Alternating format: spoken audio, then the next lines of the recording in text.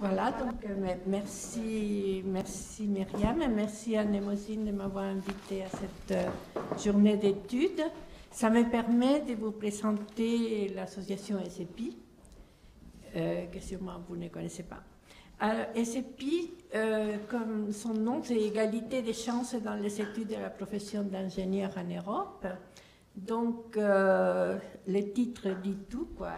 Il enferme l'association dans un but bien précis, mais ce titre est historique, parce qu'aujourd'hui, on peut dire que c'est une association dédiée à l'égalité femmes-hommes dans les sciences et la technologie. On a évolué, il faut dire, avec la Commission européenne, c'est-à-dire SEPI a collé de façon assez parfaite aux objectifs de la Commission européenne depuis l'année 2000. Donc nous avons été créés l'année 2003, tout à fait au début de l'histoire que Claudine nous a bien située. Et c'était à l'initiative d'un groupe de chercheurs en sciences humaines qui travaillaient dans les écoles d'ingénieurs. Les écoles d'ingénieurs, c'est rare celles qui ont des départements de sciences humaines, il y en a mais très peu. Et donc, la masse de chercheurs en sciences humaines dans les écoles d'ingénieurs n'était pas suffisante pour lancer des recherches sur les genres relatives à la profession d'ingénieur. Donc, étant moi-même chargée de mission à la CDFI, qui c'est la conférence des directeurs des écoles d'ingénieurs, j'ai soutenu cette idée afin de pouvoir faire des recherches sur les genres qui intéressent l'ensemble des écoles d'ingénieurs. Donc, on s'est fixé des objectifs qui ont été, donc il faut dire que SEPI, elle travaille plutôt comme une association, comme un groupe de travail, plus qu'une association, un membre. Donc, nous, on travaille en fait comme un think tank. Voilà, donc c'est étudier les objectifs sont étudier les problèmes des femmes qu'ils rencontrent dans les sciences et la technologie, aussi bien les étudiants, aussi bien l'orientation, puis la vie des étudiants, des étudiantes dans les sciences et la technologie, et puis la vie de femmes scientifiques qui travaillent dans les sciences et la technologie. Carrière, progression de carrière, etc. Et notre objectif, c'est diffuser les connaissances acquises sur ces sujets. Claudine nous a parlé de tout ce qu'a fait la Commission dans ces années-là, c'est-à-dire il a tout un thésaurus de rapports, d'analyses, des groupes d'experts qui ont travaillé. Donc, nous, on s'est mis comme objectif de diffuser ce qui a été fait par ailleurs afin de nous donner une culture, ou essayer de donner une culture aux enseignants et aux chercheurs des écoles d'ingénieurs et au-delà sur ce qui s'est fait sur les genres et la science en ce moment. Et donc aussi, on a beaucoup parlé de bonnes pratiques, etc. Et un troisième objectif, c'est organiser, participer à des réseaux et à des rencontres académiques. On s'est rendu compte depuis les jours qu'on a créé l'association qu'une association ne peut pas vivre sans réseau. Et donc, une grande partie de notre temps, de notre énergie et de l'argent a été investie à participer à des réseaux, aller dans les conférences, envoyer toujours quelqu'un dans une conférence internationale sur le thème, de façon qu'on s'est créé ainsi des collègues, des connaissances, des réseaux. Ce qui permet qu'on est toujours actif. Donc, après, par rapport aux actions relatives qui nous approchent de ces objectifs, on a commencé donc par la création d'un consortium européen, par tous ces rapports personnels qu'on a établis les uns les autres. On a créé un consortium européen avec des chercheurs, des sociologues, des anthropologues, des spécialistes de l'éducation, des psychologues et aussi des chercheurs qui travaillaient dans les facultés d'ingénierie, dans les grandes universités, soit au Royaume-Uni, soit en Allemagne, soit en Italie.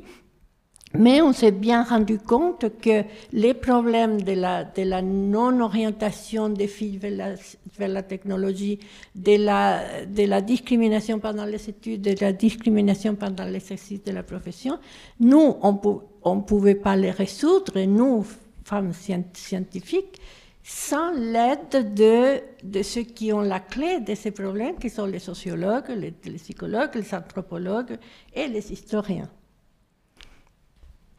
Et donc, nous avons obtenu des financements européens, donc on est devenu suffisamment fort pour présenter des projets, et on a obtenu des financements européens depuis le début.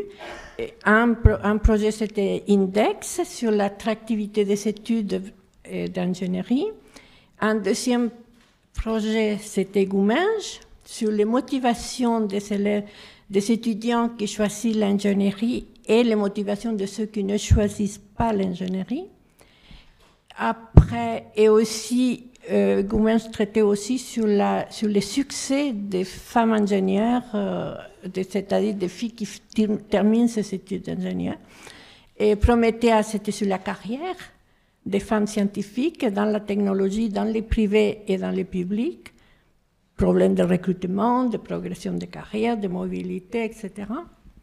Elena, c'était encore sur l'attractivité des études dans la science et la technologie.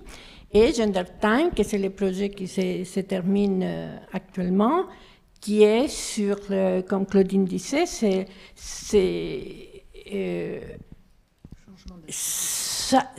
on répond à l'inquiétude de la Commission européenne qui dit qu'il ne faut pas changer, il ne faut pas obliger les femmes à organiser leur carrière par rapport aux règles qui existent dans une institution, mais pousser les institutions à adapter les règles de fonctionnement, les règles d'avancement, de recrutement, de mobilité, etc., adaptées à la présence des femmes et aux particularités de faciliter la participation des femmes à tout ça.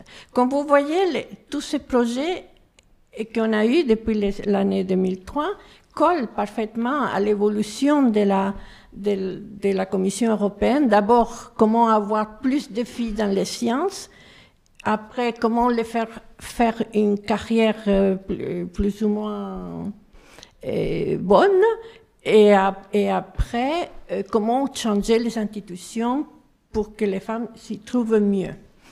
Donc, après tout ça, et grâce à tout ça, nous avons créé des outils d'analyse qui sont à la disposition de tout le monde, qui sont utilisés à droite et à gauche dans d'autres pays, qui sont des questionnaires, des indicateurs, des outils d'aide à la prise de décision. Nous avons aussi, à niveau national, créé un réseau francilien d'institutions de l'enseignement supérieur et de la recherche. Avec ce réseau francilien, nous avons étudié ce qui s'est passé dans ces institutions-là, quelles sont les mesures sur l'égalité hommes-femmes sur les égalités existantes pour valoriser ce que chaque institution est en train de faire maintenant. Et ces mesures d'égalité qui ont été, dont le succès est prouvé et dont la mise en œuvre, on a déjà l'expérience, ils peuvent facilement se transférer d'une institution à l'autre. Après, nous avons fait aussi beaucoup de publications de résultats et de recommandations. La plupart de nos productions est en anglais. Ainsi, comme tout ce qui qui vient des projets européens, même les rapports qui ont été publiés par la Commission européenne sur nos résultats, tout est en anglais. Et ce que les chercheurs publient dans les revues spécialisées est également en anglais. Donc, nous avons pris l'initiative de traduire en français, d'éditer des livrets avec les recommandations de chacun de ces projets. Donc, vous voyez, celle qui est violette, qui c'est Femmes ingénieures pour une culture de succès, c'est les livrets de recommandations du projet Gouminge. Et les verts, c'est les promouvoir les femmes dans la recherche et la technologie, c'est les livrets de recommandations du projet Prométhée. Et ces deux publications ont été largement diffusées en France à tous les rectorats, à toutes les écoles d'ingénieurs, à toutes les universités et organismes de recherche. Concernant le réseau francilien Égalité Femmes-Hommes, et nous avons fait 2 publications, donc le livret qui est encore violet, c'est les catalogues de mesures égalité qui ont été mises en place par les institutions membres du réseau et qui ont eu des succès, et qui ont été évalués et dont, vous savez, dans ces catalogues de mesures, où on peut faire son marché, on a les contacts de la personne qui a été responsable de la mesure, etc. Ce livret a aussi eu beaucoup de succès, il a été diffusé largement. Il concerne des universités, écoles d'ingénieurs et organismes de recherche. Et après,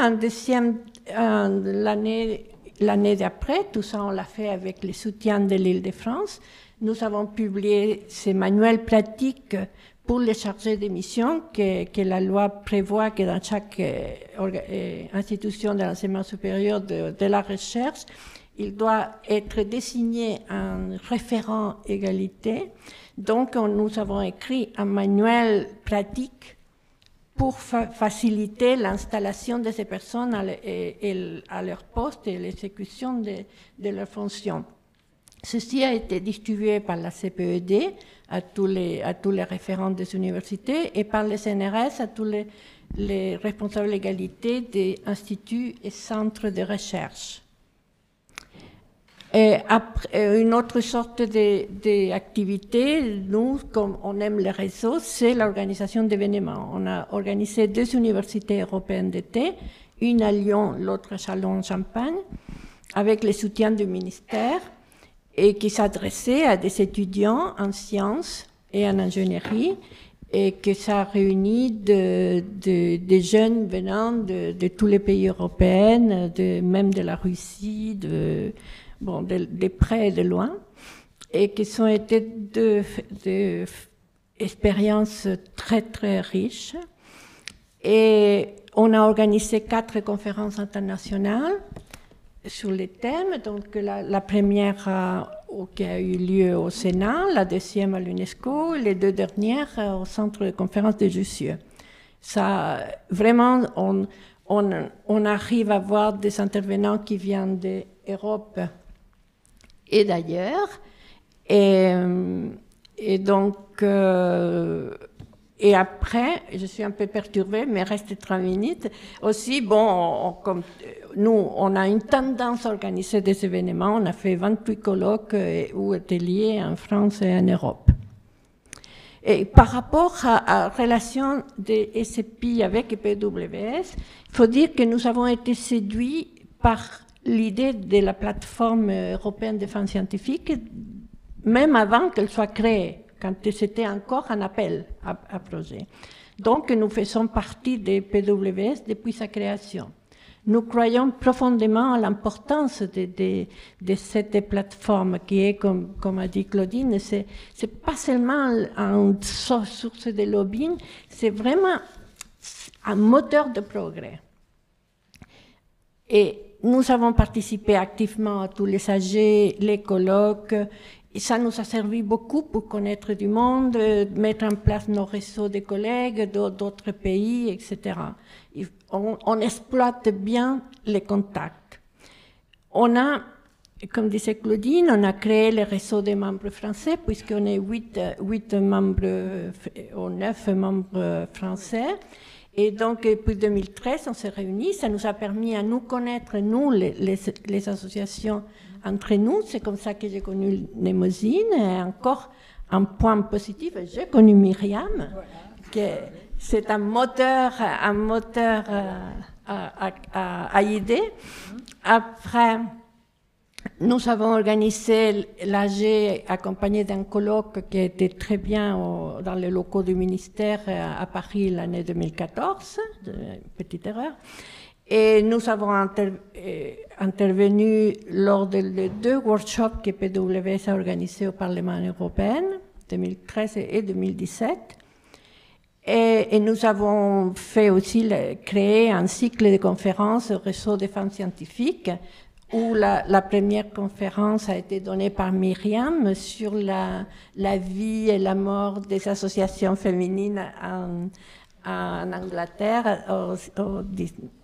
Donc voilà, je vous ai présenté une association qui est un peu atypique, qui ne fonctionne peut-être pas comme les vôtres, mais nous on est une source d'idées, une source de mise en œuvre des projets et des actions. Voilà, c'est tout. Merci beaucoup de m'avoir